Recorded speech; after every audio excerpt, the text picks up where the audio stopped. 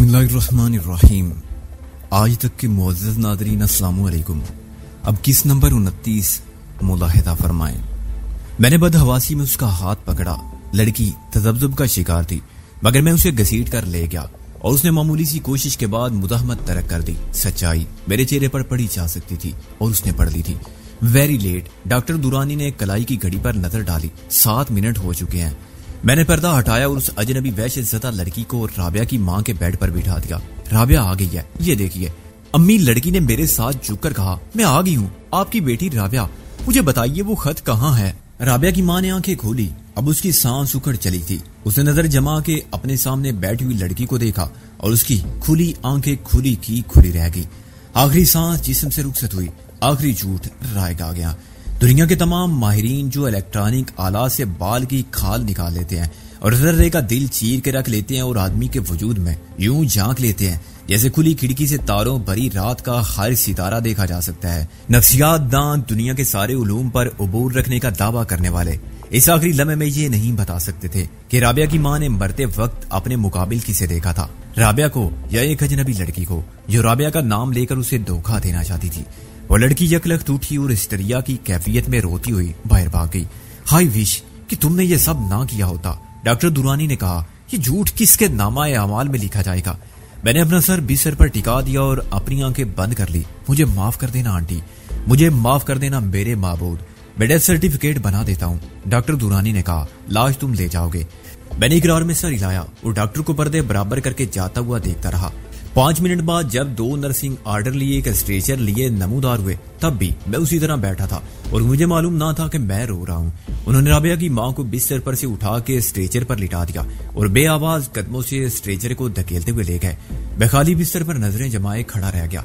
मैंने राबिया की मां की जिंदगी के आखिरी चंद घंटों को समेट कर चंद मिनटों में खत्म कर दिया था। मैंने एक औरत को मरते वक्त धोखा देने की कोशिश की थी।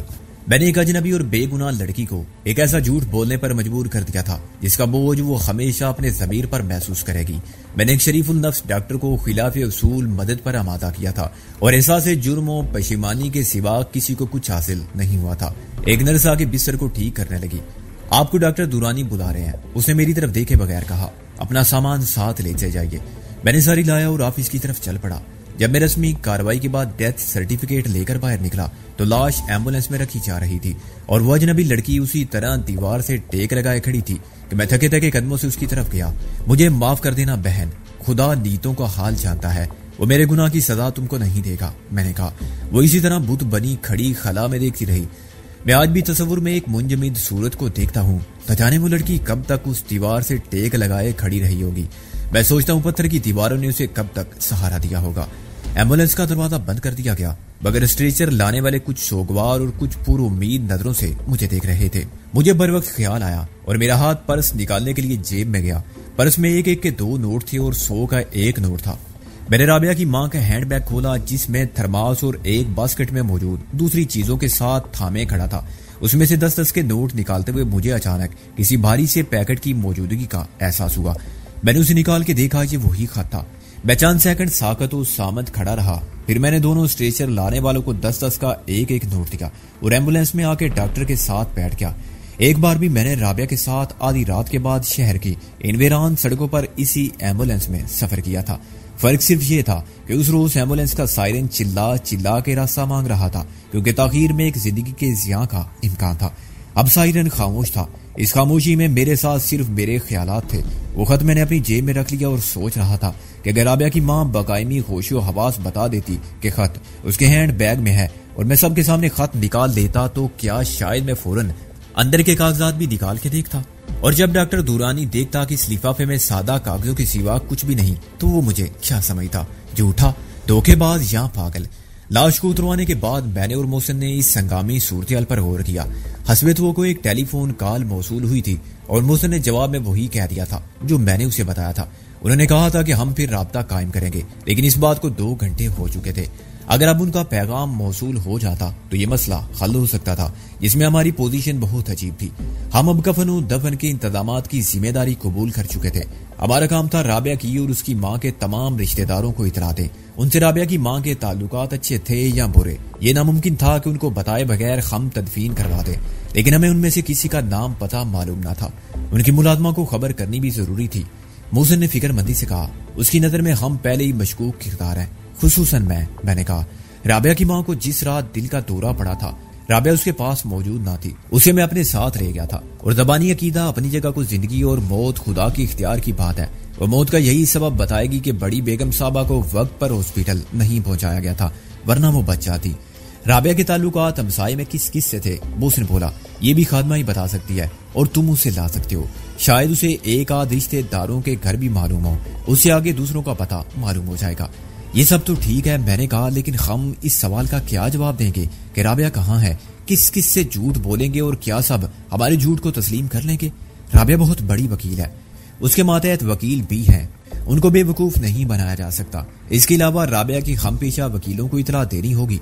सुबह 9 बजे के बाद डिस्ट्रिक्ट कोर्ट के बार रूम में यह खबर पहुंचेगी तो हमसे पूछेंगे तदफीन किस वक्त होगी, और में से बहुत से मुकदमात में तारीख लेकर जनाजे में शिरकत के लिए आ जाएंगे। इस वक्त रात का 1 बजा है। अगर हम सुबह होते ही तदफीन के इंतजामात शुरू करें तब भी दोपहर से पहले तदफीन मुश्किल है।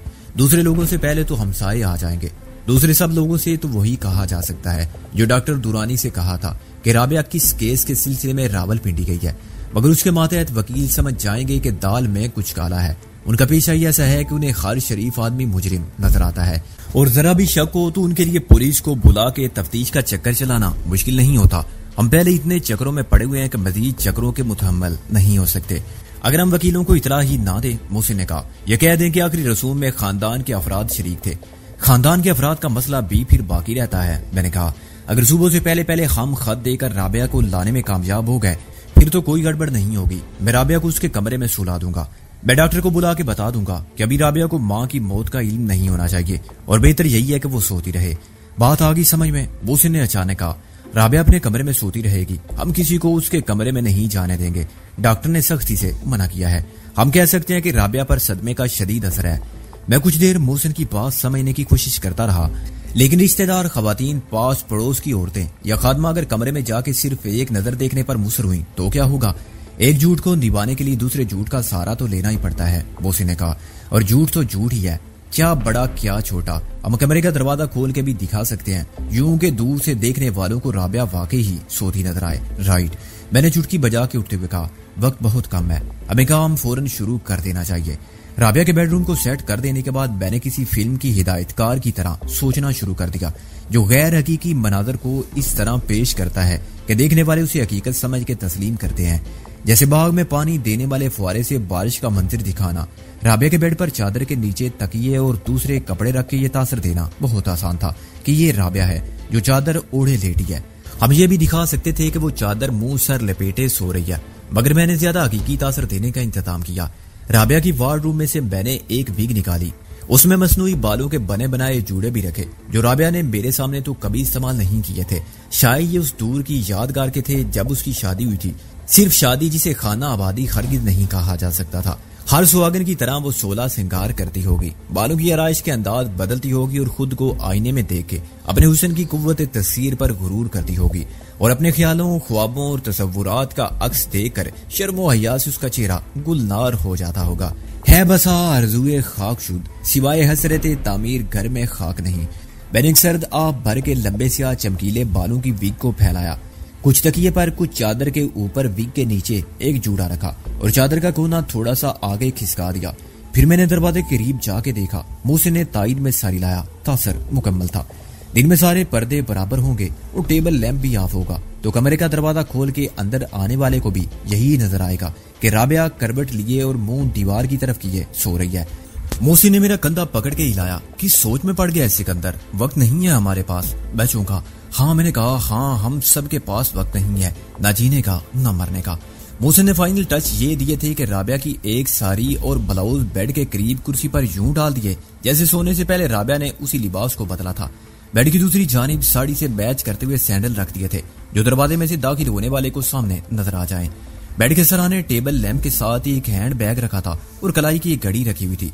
ये सब कुछ मोहसिन ने वार्डरूम में से निकाला था। उसे मेरा हाथ पकड़ के बाहर खींच लिया। मेरा ख्याल है, बल्कि यकीन है कि ये ड्रामा चल जाएगा, मोहसिन ने कहा। इस वक्त रात का 1 बजा है। अगर उन्होंने 6 घंटे के अंदर अंदर राबिया को वापस कर दिया तो हम ख्याली राबिया की जगह हकीकी राबिया को सुला देंगे। बाकी इंतजामात अपने ही रहेंगे, यानी हम राबिया से किसी को मिलने की इजाजत नहीं देंगे और राबिया को भी मालूम नहीं होने देंगे कि उसकी माँ मर चुकी है और बेटी को रुखसत करने के लिए जिंदा थी। मैंने कहा, मेरा मूड सख्त कुनूती हो रहा है और अब बेटी जिंदा है, माँ रुखसत हो रही है। ये तकदीर के खेल है सिकंदर, मोहसिन ने कहा। खुदा जानता है कि हम जो कुछ कर रहे हैं और कर रहे हैं खुलूस नेक नीति और रास्ती के साथ कर रहे हैं। राबिया मुझे माफ कर देगी मोहसिन? मैंने किसी बच्चे की तरह सवाल किया जिससे लाइल्मी में कोई संगीन जुर्म सरजद हो गया हो। नहीं, मोहसिन बोला। क्या तूने अभी तक इस हकीकत को तस्लीम नहीं किया कि वो तुझसे मोहब्बत करती है और वो तेरी खातिर दुनिया को इल्जाम तो दे सकती है मगर सारी दुनिया के कहने से भी तुझे मुर्दे इल्जाम नहीं समझ सकती। मैं ड्राइंग रूम की तरफ जाते जाते पलट गया और राबिया के माँ के कमरे की तरफ चलने लगा, जहां उसका जस्ते खाकी अपने और राबिया के और सारे जहां के अंदेशों से बेनियाद इंतजारे सफर में था। मैंने मोहसिन की आवाज सुनी जिसने कहा था कि वो किचन से काफी बना के ला रहा है और मैं टेलीफोन का ख्याल रखूं। पूरा से माहौल की कशीदगी ने मुझे ज़हनी और जिस्मानी तौर पर बुरी तरह थका दिया था। मैं कुर्सी पर गिर पड़ा और अपने पैर दराज करके दूसरी कुर्सी पर रख दिए। सर से पैर तक सफेद चादर में छुपी हुई लाश मेरे बाएं हाथ पर थी और टेलीफोन दाएं जानिब स्टैंड पर रखा हुआ था। दोनों की खामोशी का अंदाज एक जैसा आसाब शिकन था। कमरे का सन्नाटा इतना बोझल था और मैं अपने ख्यालात में इतना डूबा हुआ था कि घंटी बजी तो मैं उछल पड़ा। राबिया का तस्वुर एक आरज़ू में ढल गया और मैंने धड़कते दिल के साथ रिसीवर उठाया। हेलो, मैंने कहा, और उस वक्त मुझे अपनी आवाज भी अजनबी लगी।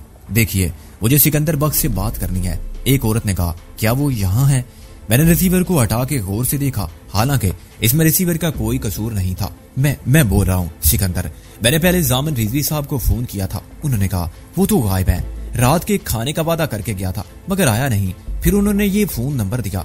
इस वक्त ऐसी कौन सी जरूरी बात करनी थी आपको? मैंने सपाट लहजे में कहा। आधी रात को? वो बात ही ऐसी थी सिकंदर के मैं तेरे अंकल के सामने करना नहीं चाहती थी। वो इस वक्त सोए हुए हैं। मुझे मोहसिन से मालूम हुआ था कि तुझे फौजिया का रिश्ता मंजूर नहीं। शेरवानी साहब की बेगम ने कहना शुरू किया। बजाय उनके लहजे से बहुत दुख का एहसास होता था मगर मैं जानता था कि ये दुख छूटा है। मेरी तो समझ में कुछ नहीं आया। अगर तेरे अंकल को मालूम हो जाता तो बहुत बुरा होता। वो ब्लड प्रेशर के मरीज हो गए हैं। मैंने मोहसिन से कहा, ऐसा कैसे हो सकता है? मैं बहुत कुछ कह सकता था, मेरा ज़हनी तवाज़ुन बरकरार नहीं था। मैं दिलज़दा और पेशीमान राबिया की माँ के बेजान जिस्म के सामने मुजरिम बना बैठा था और सोच रहा था कि न जाने इस वक्त राबिया पर क्या बीत रही होगी, वो कहाँ और किस साल में होगी। मेरे लिए ये ख्याल ही महाल बल्कि नामुमकिन था कि ऐसे वक्त में 1000 मील के फासले से एक आवाज मेरे दिल के इन जख्मों में अंगारे भरने आ जाएगी जिनकी कसक को बदले हुए हालात और वक्त ने दबा रखा था। मुझे एक जनाजा उठाने से पहले अपनी अज़दवाजी जिंदगी के मुस्तकबिल का फैसला करना होगा और इस मोहब्बत को दफन करना होगा जिसे मैंने खुद अपने हाथों में मौत की नींद सुला दिया था। बोलो सिकंदर, क्या ये सच है? फौजिया का चेहरा वीरानी शब में 16वीं रात के चांद की तरह उभरा, अफसुर्दा और मुजमहल उजाले से होले होले दमकता हुआ। फिर उसकी जगह राबिया की सूरत ने ले ली। बोलो सिकंदर, क्या ये सच नहीं है? तुम मुझे ही चाहते हो ना? नहीं सिकंदर, तुम मुझसे मोहब्बत करते थे, तुम मुझसे मोहब्बत करते हो और करते रहोगे, फौजिया ने बजीद होके कहा। सिकंदर, कह दो इस लड़की से कि ये सिर्फ उसका ख्याल था। राबिया ने हर खून आलूदा तारे पैरहन को लहरा के कहा, यह झूठ है। सिकंदर और मैं बचपन से एक दूसरे को चाहते हैं। फौजिया का चेहरा अब भी पुर एतमाद था। सच ये भी है कि मैंने तुमसे पहले सिकंदर को चाहा था। राबिया ने उसकी दलील मुस्तरद कर दी। बोलते क्यों नहीं लड़के, कौन है ये राबिया? फौजिया की माँ ने कहा, क्या तू वाकई उससे मोहब्बत करने लगा है? जी, मैंने मजबूत लहजे में कहा, मैं वाकई उससे मोहब्बत करने लगा हूँ। कोई बात नहीं, मैं सब संभाल लूंगी। मैं कह दूंगी मैं अपनी बेटी की शादी सिकंदर से नहीं करूंगी। मैंने रिसीवर रख दिया। कहने सुनने को अब कुछ नहीं रहा था। मेरे दिल पर रखा हुआ संगे गिरा एक कोहे गिरा में ढल गया। मुझे एहसास था कि मैंने एक मासूम सीरत मोहब्बत की तकदीस पर ईमान रखने और एतमाद के रिश्तों का दामन थाम के अपने ख्वाबों के खफ्त रंग आसमान पर उड़ने वाली लड़की से इसका सब कुछ छीन लिया था। उसके ख्वाबों का शीश महल चिकना चूर कर दिया था जिसमें वह खुद को सारे जमाने की दस्तरस से दूर बेरी मोहब्बत के साये तहफ्फुज़ में तमाम अंदेशों से बेनियाज समझे बैठी थी। लेकिन न जाने क्यों मुझे सिर्फ इस जुल्म का एहसास था जो फौजिया पर हुआ। मुझे ये एहसास नहीं था कि मैंने झूठ बोला। झूठ क्या है, सच क्या है? वक्त और हालात के बदलते हुए पैमाने, फिर क्या अजली और अब्दी सच्चाई कुछ नहीं, कहीं नहीं। इस एक रात में सच और झूठ का मफहूम कितनी बार बदला था। हर झूठ सच था। सच्चाई को किसने पहचाना है? गौतम बुद्ध ने, सुकरात ने, वलियों और पैगंबरों ने। मैंने महसूस किया कि ख्यालात का इंतजार मुझे पागल कर देगा। किसका फोन था? मोहसिन ने काफी के 2 मग लेकर अंदर आते हुए कहा, रॉन्ग नंबर। मैंने हिप्नोटिज्म के जेरे असर बोलने वाले की तरह कहा, wrong call to wrong person at wrong time? फिर तू क्या बातें कर रहा था इतनी देर तक? मोहसिन ने हैरान होकर कहा, कुछ नहीं, दामन छुड़ा रहा था। मैंने कहा, और काफी का मग ले लिया। किन इरादों को कामयाब कहूं, किस हकीकत को बारियाब कहूं? खूने फराद बरसरे फरहाद, हर तमन्ना को बेसवाब कहूं? नहीं, कहने को अब कुछ भी नहीं रहा। एक बार फिर टेलीफोन पुकारने लगा। मैंने उस कमीने बदसूरत दुश्मन आले को देखा जिसने फासलों को बेकरार कर दिया था, मजबूरियों को लामहदूद और दूरियों को लाजवाल कर दिया था, जो मोहब्बतों का कातिल था और दिलों में नफरतों का जहर खोलता था, जो नहूसत की जबान था और अजल की आवाज था, जिसने पाक रिश्तों को कत्ल किया था और ख्वाब से खूबसूरत जज्बों को बेरहम हकायक की लहर में उतार दिया था। मगर ये सब मेरी अपनी ज़हनी कैफियत का अक्स था। क्या इसी टेलीफोन पर लोग इशारे मोहब्बत नहीं करते और दायमी रफाकतों के ऐदो पैमा नहीं करते, खुशियों के संदेशे नहीं देते, उम्मीद, हौसला और एतमाद अता करने वाले अल्फाज नहीं सुनते और दूर हो के भी अपनों के करीब नहीं रहते? रिसीवर मोहसिन ने उठाया था, लेकिन मुझे उसकी आवाज सुनाई नहीं दे रही थी। सिकंदर, मोहसिन ने मुझे झंझोड़ कर कहा, क्या हो गया है तुझे? ले बात कर, वही हरामजादे हैं। मैं चौंका तो कुर्सी के बाजू पर रखा हुआ काफी का मग नीचे गिरा और टूट गया। हेलो, देखो सिकंदर बख्त, एक मर्द की भारी भरकम आवाज मेरे कानों में पहुंची। मैंने पहले भी फोन किया था, मुझे मालूम है। मैंने कहा, मतलब की बात करो। मतलब की बात करने से पहले ताज़ियत करना चाहता हूँ। मुझे राबिया की माँ की मौत का अफसोस है। अच्छा, मैंने कहा, वो क्यों? तुम तो राबिया को भी मौत के घाट उतारना चाहते हो। नहीं, हम ये बिल्कुल नहीं चाहते। वो बोला, अगर हम ऐसा चाहते तो तुम्हें राबिया की जगह उसकी लाश मिलती और हम ना मिलते। हम एक आखिरी मौका देना चाहते हैं, हमसे सौदा कर लो। सुबह होने में अभी देर बाकी है। अगर वो खत हम तक पहुंच जाए तो राबिया अपनी माँ का आखिरी दीदार करने के लिए पहुंच जाएगी। खत मेरे पास है। मैंने कहा, राबिया कहाँ है? राबिया हमारे पास है। वो बोला, तुम खत लेकर आ जाओ और इसे ले जाओ, लेकिन अपने उस बेवकूफ दोस्त से कहो कि बिला वजह टांग अड़ा के तुम्हारे और राबिया के लिए मुश्किलात ना पैदा करे। हमारा उससे कोई झगड़ा नहीं है। वो खुदकशी पर क्यों कमर बसता है, वो मुदाखलत नहीं करेगा। मैंने कहा, यह मेरा वादा है और ये वादा मैं राबिया की माँ की लाश के सामने बैठकर कर रहा हूँ।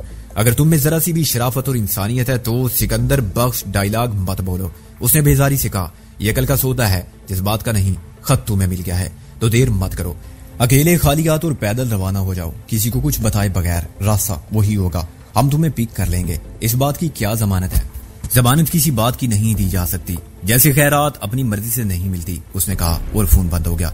मैं उठ खड़ा हुआ। मैं राबिया को लेने जा रहा हूँ मोहसिन। मैंने जेब से पेडरू का रिवॉल्वर निकाल के उसके हवाले किया। मेरे पीछे मत आना। फिर मैं बाहर निकल आया। सड़क सुनसान थी और दूर दूर तक मेरे सिवा कोई रागीर न था। मैंने महसूस किया कि मैं जरा भी नर्वस नहीं हूँ और बिल्कुल खौफजदा नहीं हूँ। मुझे किसी खतरे के वजूद का एहसास नहीं और ये फिक्र नहीं कि मेरे बढ़ते हुए कदम मुझे किस मंजिल पर पहुंचाएंगे। जाल फैलाने वाले बहुत होशियार शिकारी थे और उन्हें अपनी जहानत और ताकत पर नाज था तो बजा था। मैं जानते बूझते शिकार होने के लिए जा रहा था और उनके फैलाए हुए जाल में गिरफ्तार होने के ख्याल से कतई परेशान नहीं था। इस इत्मीनान की वजह भी मुझे मालूम थी। अगर दुश्मनों ने खत लेने के बाद मुझे और राबिया को कत्ल करके नहर में फेंक दिया तो हम ना होंगे ना गम होगा। हमारे साथ दुनिया जो चाहे करे और हमारे बगैर जो चाहे करे। बसूरत दीगर उन्होंने वो मनहूस खत लेकर राबिया को वाकई आजाद कर दिया तो ये मेरी कामयाबी होगी, नाकामी नहीं। मैं करौन सिनेमा के सामने से गुजरा और दाईं तरफ घूम के सड़क के किनारे किनारे चलता गया। एक सिगरेट से दूसरी सिगरेट जलाता गया और दुनिया और माफिया से बेखबर अपने ख्यालात में खोया हुआ कदम बढ़ाता गया। रेलवे क्रॉसिंग के बाद नहर आ गई। उसका खामोश गदला पानी आहिस्ता आहिस्ता दोनों किनारों की कैद में सफर कर रहा था। उसमें लहू की सुर्खी थी जिसे सिर्फ मेरी निगाह देख सकती थी। एक रात उसके दूसरे किनारे पर राबिया मुझे लेने आई थी और उस वक्त मैं लहू लुहान था।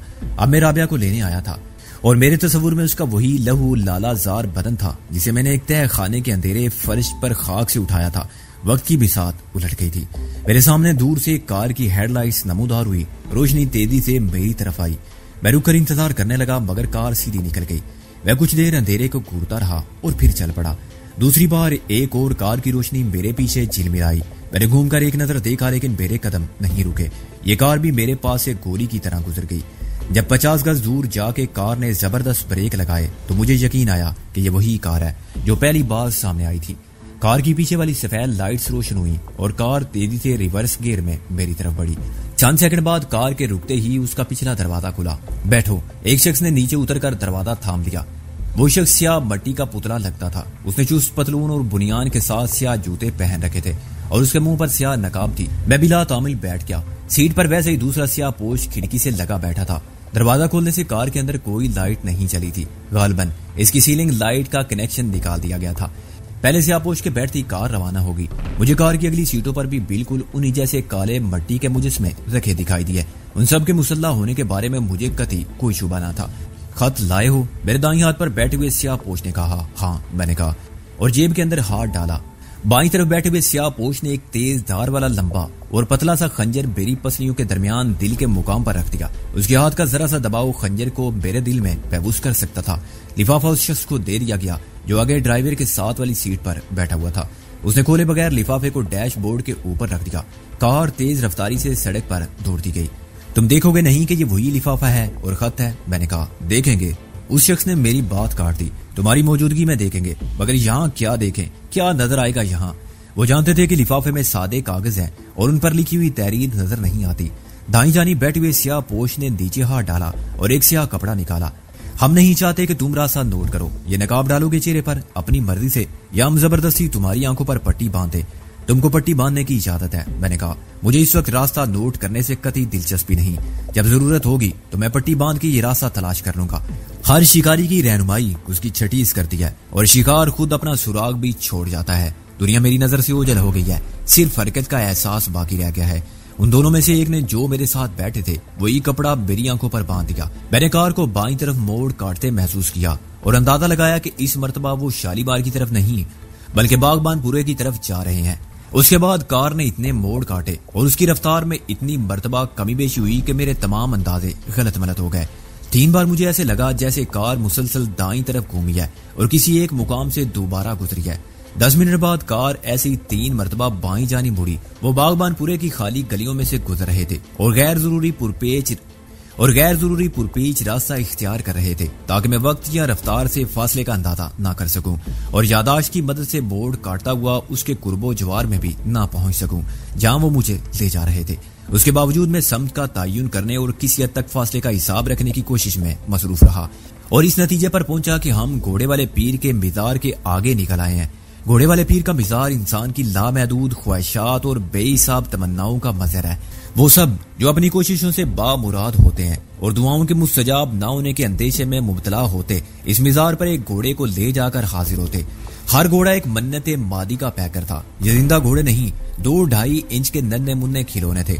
भट्टी से लेकर सोने चांदी तक हर चीज के बने हुए। सोने चांदी के घोड़े मैंने देखे नहीं थे। शायद मुजावर इनको अपनी तहवील में रखते होंगे। भट्टी के लाखों घोड़े मिज़ार की दीवार की हर मुंडीर पर, हर गोशे, हर किनारे, हर मेहराब और हर दरवाजे पर सायादारियों में और फर्श पर ढेर नजर आते थे। उंगली के बराबर 4 पैरों और एक गर्दननुमा हिस्से पर मुश्तमिल, जिसे अलामती तौर पर घोड़ा फर्ज कर लिया जाता था, वरना वो चौपाया कुछ भी नजर नहीं आता था। कार यकलख्त रुक गई। मेरी आंखों पर से पट्टी हटाते ही दोनों स्याहपोश बड़ी फुर्ती से निकलकर बाहर खड़े हो गए। अगर मैं चाहता तो उनको संभलने का मौका दिए बगैर चित कर देता। जब वो सर झुकाए दरवाजे से उतर रहे थे तो दोनों हाथ एक एक वार से उनकी गर्दनें भी तोड़ी जा सकती थी और एक बार उनका रिवाल्वर हाथ में आ जाता तो आगे बैठे हुए दोनों स्याहपोश कुछ ना कर पाते क्योंकि उनके उतरने में वक्त लगता। मगर इस सब का नतीजा राबिया के हक में बुरा निकलता। मैं एक वादा कर चुका था और ता वक्त दुश्मन बदअदी का मुर्तकिब ना हो, मैं वादा खिलाफी का गुनहगार होना नहीं चाहता था, क्योंकि ये वादा मैंने दिलावर जैसे किसी बदमाश को नहीं बल्कि राबिया की माँ के बेजान जिस्म को गवाह बना के किया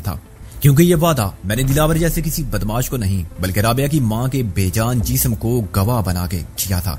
मैं चाहता था कि राबिया जल्द अज जल्द घर पहुंच जाए ताकि उसकी अदम मौजूदगी से शकूक व शुबात पैदा होने की नौबत न आए।